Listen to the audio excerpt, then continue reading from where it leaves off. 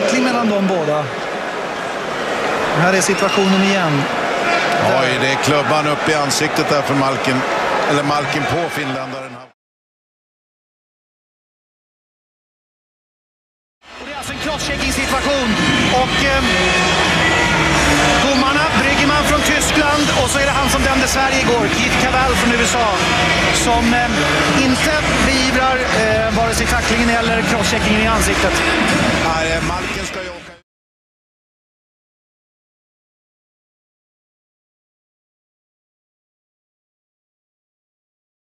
Puolet pelaa, näin saadaan kätisyt toimimaan ja sitten tulee aika rajusti vedetään siinä Jormakka pystyyn ja kumpikaan näistä Hermanneista ei seuraa tilannetta. Kädet ovat pystyssä kuin Paavilla ja sitten taas seurustellaan. Nyt täytyy kyllä ihan katsoa mitä siinä Jormakka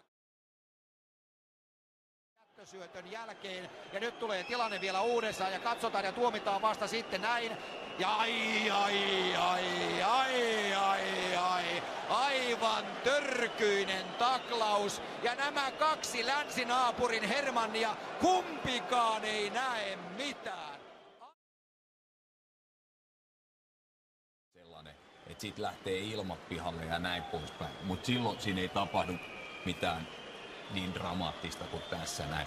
Eli vastaliikkeessä niin toisen pää liikkuu toiseen vastakkaiseen suuntaan. Ja varmasti oli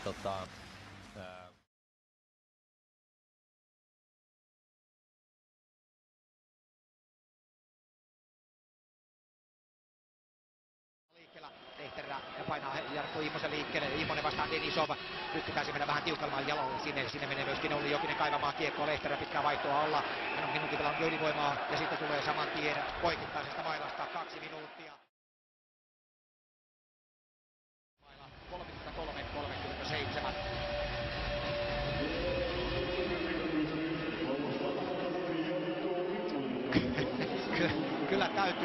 Kyllä täytyy sanoa, että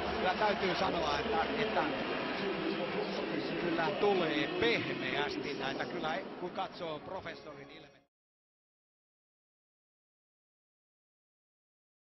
Ja sitä pääsee Anisimov vetämään, Shirokov nappaa irtokiekko, Kontiola puolustaa kuitenkin vahvasti ja hyvin. Ja nyt pitää kiekko sitten oman joukkueen halussa ja no niin, arvatkaapas mitä nyt tapahtuu. Että nyt on vaikeuksia kyllä. Sergei Shirokov.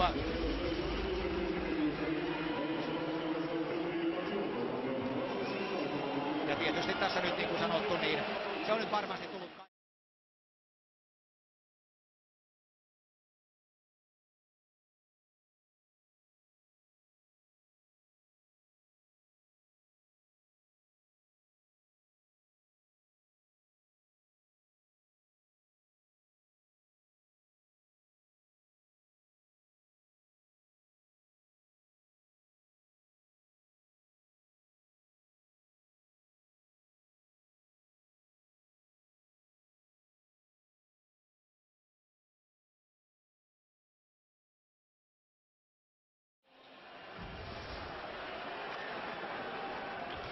Tämän perusteella kun katsoo, kun Immosen rangaistus on 33-37, niin maali syntyy 35-38. Silloin pitäisi Kontiolan päästä pois sieltä aitiosta. Eli se on selvä tuomarivirhe, mikä siinä tulee tässä tilanteessa. Ja siitä pois sieltä aitiosta. Eli se on selvä tuomarivirhe, mikä siinä tulee tässä tilanteessa. Ja siitä Erkka protestoi.